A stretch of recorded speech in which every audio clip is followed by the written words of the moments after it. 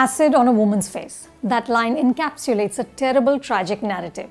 You know the beats. Love, one-sided or reciprocated. Rejection, revenge, followed by the trauma of living with gruesome disfiguration. Debutant director Manu Ashokan, writers Bobby and Sanjay, and actor Parvathy Thiruvothu take this familiar arc and create a deeply moving and empowering story of a young woman who refuses to let the horror of her circumstances defeat her. Uyare means high, and that's exactly how Pallavi soars, both literally and figuratively. Since she was 14, Pallavi has dreamed of being a pilot, but her ambitious plans fall apart after her boyfriend throws acid on her. And yet, she doesn't give up on her dream of taking flight. There are many things that make this film so powerful, starting with the writing. Bobby and Sanjay create a living, breathing woman who proves herself to be stronger than any superhero. But she's also vulnerable and pliable enough to be an active participant in an emotionally abusive relationship that eventually turns toxic. Pallavi invests years of her life in trying to make Govind happy. She pursues her career with single-minded determination, but she also allows herself to be a doormat. These contradictions make her human. Thankfully, Bobby and Sanjay pay attention to the other characters also. So Govind isn't a cardboard villain. He's feeling insecure and so broken that only Pallavi can make him whole. There's something instantly unnerving about Govind, like he's a volcano waiting to explode.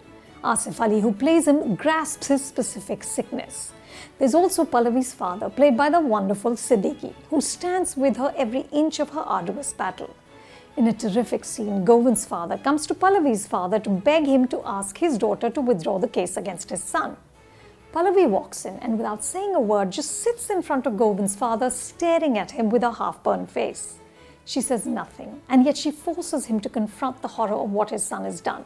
It gets so uncomfortable that he has to leave. Manu uses the disfiguration sparingly and effectively, and thankfully the prosthetics are on point.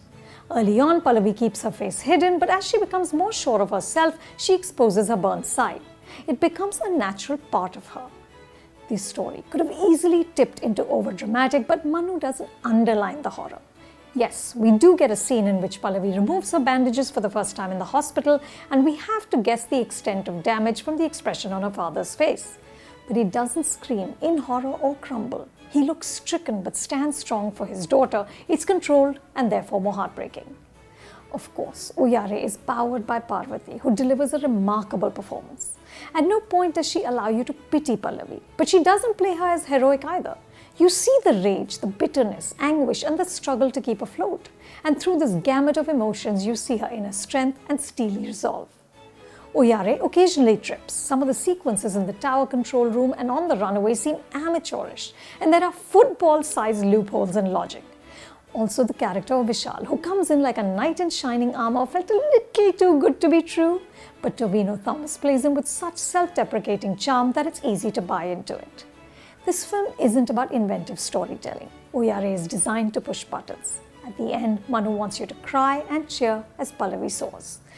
I was doing both. I was also wondering why Hindi cinema doesn't offer more to Parvathy, who's easily one of the finest actors working today.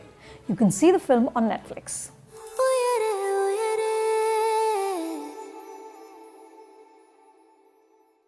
For more films I love, subscribe to Film Companion and don't forget to check out our website filmcompanion.in. There's lots more recommendations there.